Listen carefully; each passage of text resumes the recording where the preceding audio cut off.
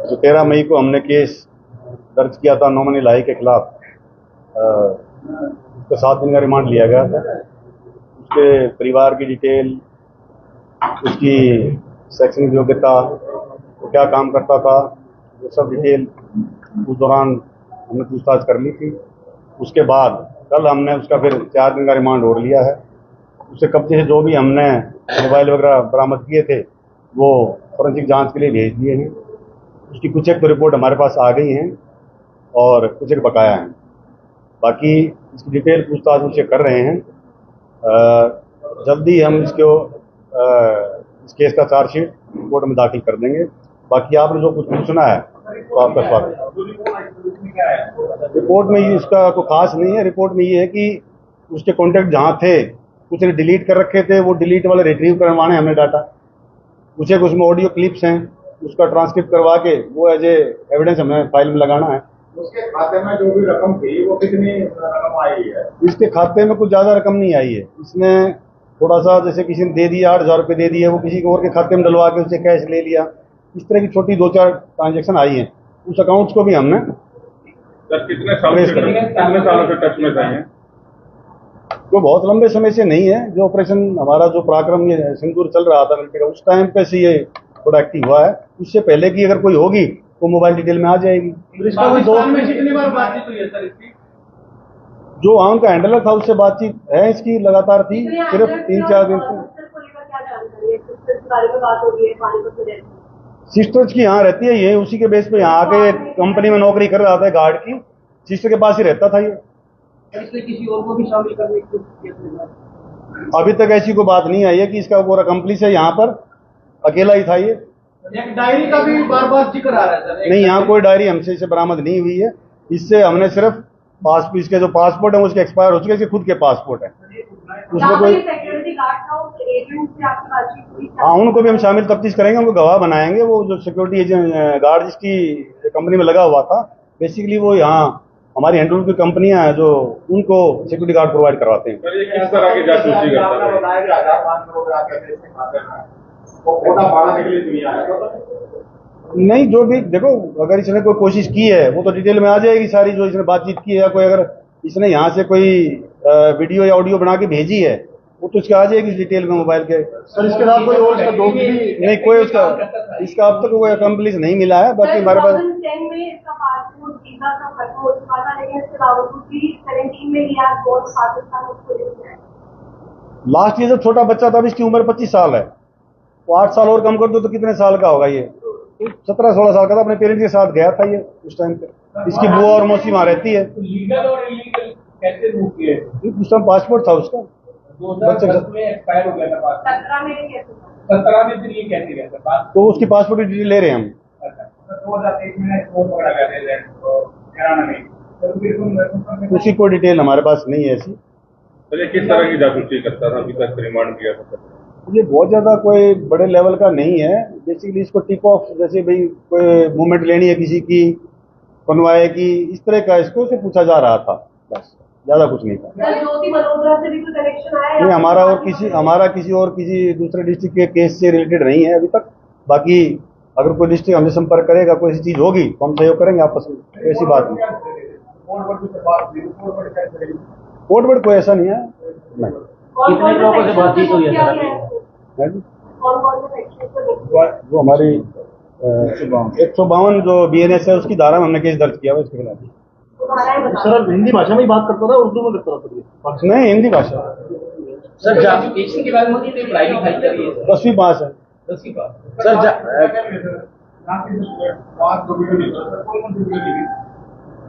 वो डिलीट की हुई है, वो भेजा हुआ मैंने मोबाइल पे एग्जामिनेशन के लिए। पासपोर्ट जो मिले वो किसी के भी मिले? इन्हीं के हैं, परिवार के, वो एक्सपायर्ड हैं, वो रिन्यू करवाने थे इन्होंने।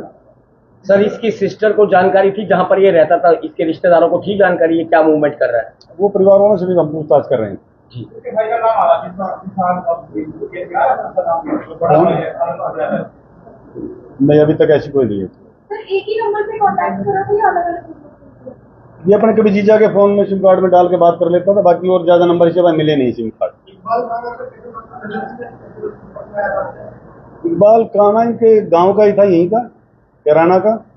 वो 1995 में वहाँ चला गया था पाकिस्तान में। उसके बाद इसके संपर्क में करवाने वाले का किसी का नाम आ गया है? नहीं, ये तो उसकी बुआ और मौसी जो पाकिस्तान में रहती हैं उनसे संपर्क में था, उनके साथ रहता है। कोई महत्वपूर्ण जानकारी दे दी यहाँ से? अभी वो मोबाइल में है, जो भी चीज़ है वो आ जाएगी हमारे उसमें एग्जामिनेशन में। ट्रांजेक्शन कितनी है, पैसा कितना है इसके? वो ज़्यादा खास बहुत बड़ी अमाउंट नहीं थी, बट छोटे छोटे पैसे के लिए जैसे इनको अपने उसमें ले लेते हैं वो 8,000 रुपये। पुलिस ने कितने लोगों से पूछताछ की है सर अभी? एक एक आदमी है। कितने लोगों से अभी तक इस मामले में पूछताछ है? हमारे जहाँ ये नौकरी करता था उनसे पूछताछ है, जिन जिन के संपर्क में रहा है सबसे पूछताछ कर रहे हैं। उसका सबूत कितने मिले हैं यहाँ पे? जो एविडेंस है वो तो बेसिकली जो फोरेंसिक वाला है, जो हमारा डिजिटल है, वो मेन इसमें एविडेंस रहेगा।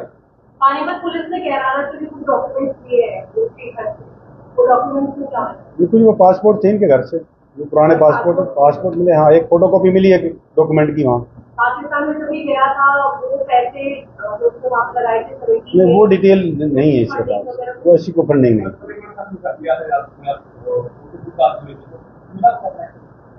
क्या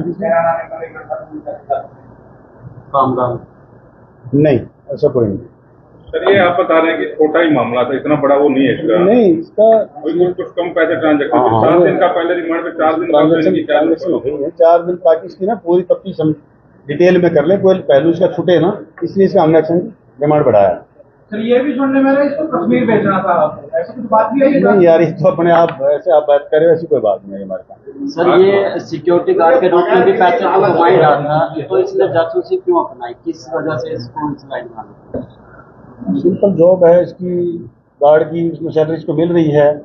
अब ऐसी कोई कि इससे बहुत बड़ा पैसा कमाना था, उसके प्रलोभन में आके इसने उनके संपर्क में आ गया, इसने वो बातचीत करनी शुरू कर दी।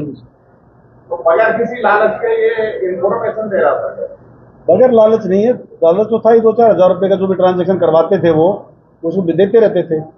उससे पुराना कब से संपर्क में था, वो हमारे जो मोबाइल का एग्जामिनेशन होएगा इसके डिटेल का, वो सारा उसमें आ जाएगा। बड़ा करने वाला जो ट्रांजेक्ट हुआ है वो पता लगा है कि इंडियन अकाउंट से, तो क्या कोई ऐसी चेन मिली है जिससे ये साबित होता हो कि ये पाकिस्तान से मनी ट्रांजेक्ट हो?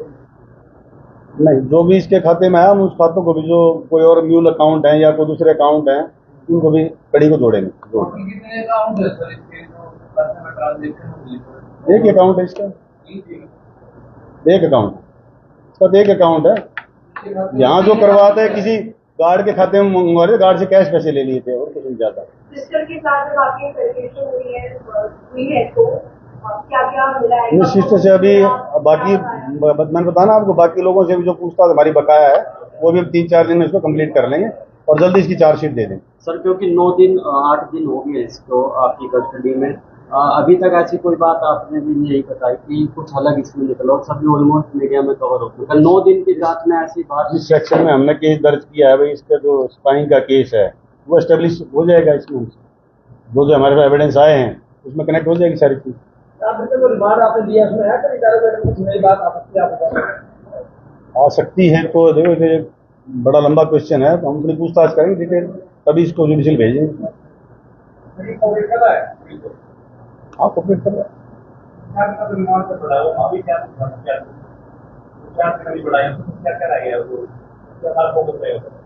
जो भी नई चीजें आई हैं वो सारी दूसरी डिटेल में पकड़ा कैसे गया है, ट्रेस कैसे किया गया, क्या इनपुट था?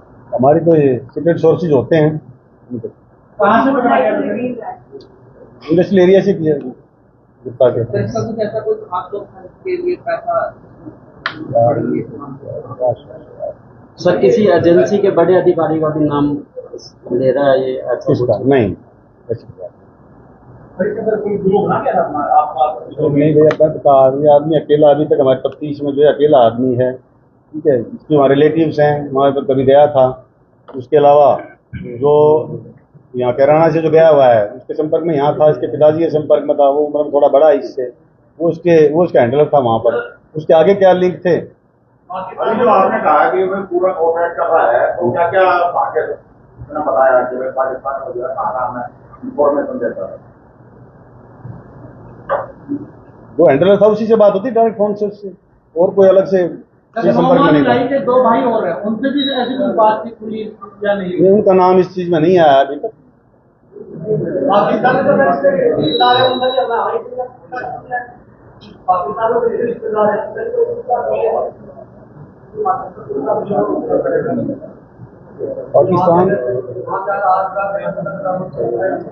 पाकिस्तान में हमने किसी से संपर्क नहीं किया। सर कोई और रिमांड की हो सकता है, गुंजाइश है इसकी कितनी चीजें सामने आ रही है, या तो आप करे हो कि हमने क्या किया वो भी रिमांड किया जा सकता है?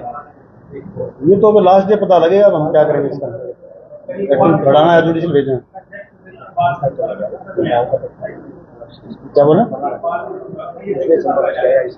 इकबाल यही का रहने वाला था, इन्हीं के कराना का ही। तो छोटा था उस टाइम पे, उसके पेरेंट के साथ आना जाना था उसका घर पे।